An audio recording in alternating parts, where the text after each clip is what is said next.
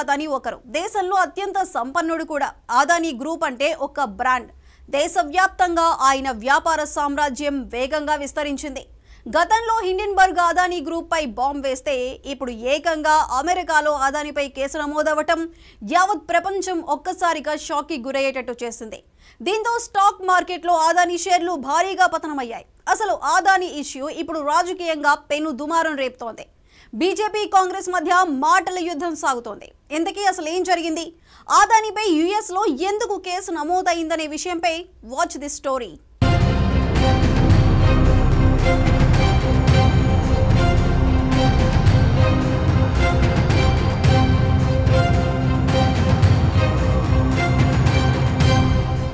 గౌతమ్ అదానీపై యుఎస్లో కేసులు నమోదవ్వడం దేశంలో రాజకీయ ప్రకంపనలు సృష్టిస్తోంది.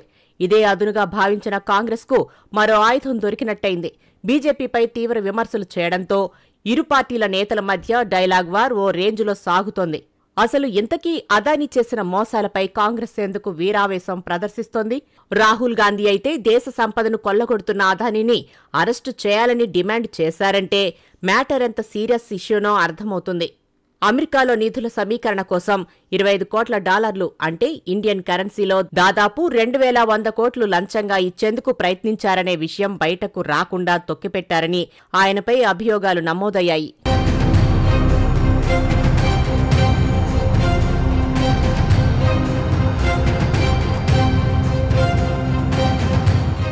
భారత్లో సోలార్ ఎనర్జీ ప్రాజెక్టును సొంతం చేసుకునేందుకు అదానీ అడ్డదారులు తొక్కినట్టు తెలుస్తోంది. అదానీతో మరో 7 కలిసి లంచాలు ఆఫర్ చేసినట్టు అమెరికా ఎఫ్బీఐ చెబుతోంది. అదే సమయంలో బ్యాంకులు ఇన్వెస్టర్లకు తప్పుడు సమాచారం ఇచ్చి నిధులను సమీకరించేందుకు యత్నించినట్లు ప్రధానంగా ఆరోపణలు చేస్తోంది. ఈ ఆరోపణల్లో అమెరికా ఇన్వెస్టర్లు నిధులు కూడా ఉండడంతో ఆ దేశం దర్యాప్తు స్టార్ట్ చేసింది.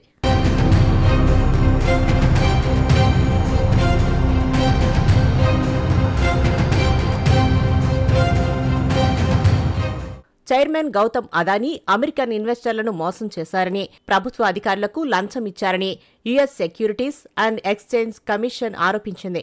అదానీ మేనలుడు Sagar Adani, Adani green energy limited executive, Azure power global limited executive Cyril కబనాస్పై కూడా అభియోగాలు నమోదయ్యాయి.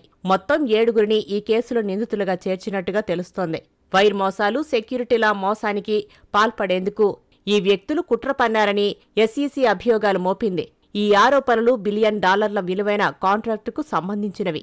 అదానీ కంపెనీ తప్పుదోవ పట్టించే యాడ్స్ ద్వారా అమెరికా ఇన్వెస్టర్లు, అంతర్జాతీయ ఆర్థిక సంస్థల నుంచి నిధులు సేకరించారని ఆరోపించారు. అదానీ గ్రీన్, అజూర్ పవర్ సంస్థలకు భారత ప్రభుత్వం ఇచ్చిన $1 బిలియన్ సౌర విద్యుత్ ప్రాజెక్టులను సద్వినియోగం చేసుకునేందుకు ఈ లంచం ఇచ్చినట్టుగా కూడా ఎస్ఈసీ ఆరోపించింది.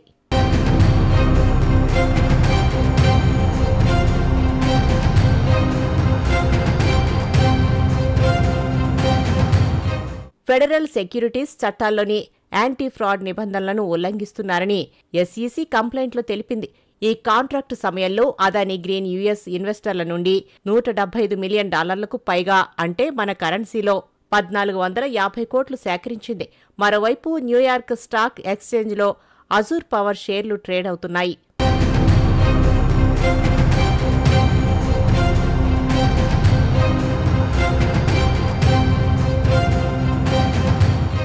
అదానీ గ్రీన్, అజూర్ పవర్తో సంబంధం ఉన్న గౌతమ్ అదానీ, సాగర్ అదానీ, కాబనీస్ ఇతరులపై న్యూయార్క్ ఈస్టర్న్ డిస్ట్రిక్ట్ అటార్నీ కార్యాలయం క్రిమినల్ అభియోగాలు నమోదు చేసింది.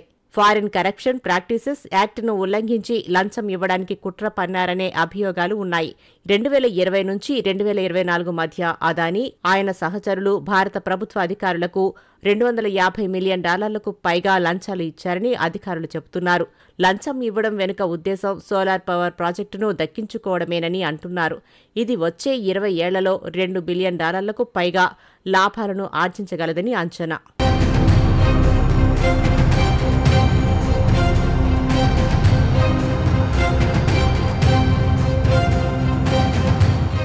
అదానీ గ్రీన్ ఎనర్జీలో అక్రమ మార్గాల ద్వారా కంపెనీ పెట్టుబడిదారులు, రుణదాతల నుంచి దాదాపు $3 బిలియన్ పైగా రుణాలు, బాండ్లు సేకరించిందని అభియోగాలు ఉన్నాయి. US securities and exchange commission ప్రకారం అదానీ అమెరికన్ ఇన్వెస్టర్లను మోసగించారని, అధికారులకు లంచాలిచ్చారని ఆరోపణలు వస్తున్నాయి.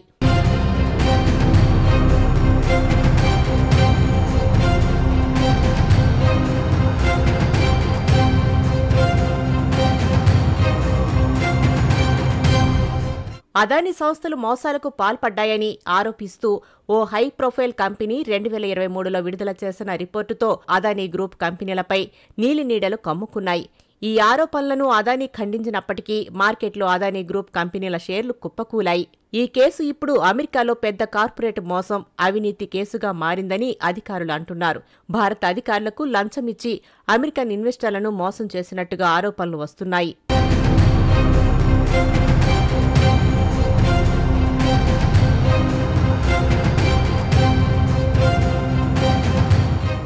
మరోవైపు అదానీ గ్రూప్ పై వచ్చిన ఆరోపణలపై రాహుల్ గాంధీ తీవ్ర స్థాయిలో విమర్శలు చేశారు. అమెరికా, భారత చట్టాలను అదానీ ఉల్లంఘించారని ఆరోపించారు. అదానీ గ్రూప్ చైర్మన్ గౌతమ్ అదానీని వెంటనే అరెస్టు చేయాలని డిమాండ్ చేశారు. సెబీ చీఫ్ ను కూడా విచారించాలని కోరారు. जेपीसी इज इम्पोर्टेंट, जेपीसी होनी चाहिए, मगर अब सवाल यह है कि अदानी जी जेल के बाहर क्यों हैं? अगर कोई भी क्राइम करता है तो नरेंद्र मोदी का कहना है वो उसको अंदर कर देते हैं, और ये जो व्यक्ति हैं जिनको अमेरिकन एजेंसी ने कहा है कि इन्होंने क्राइम किया है, और अमेरिकन एजेंसी ने कहा है कि इन्होंने हिंदुस्तान में क्राइम किया है, ब्राइब्स दी हैं, पावर को महंगा बेचा है, ये सब वहां बोला जा रहा है, और प्रधानमंत्री यहां कुछ नहीं कर रहे हैं। और मैं आपको बताता हूं कुछ नहीं कर सकते।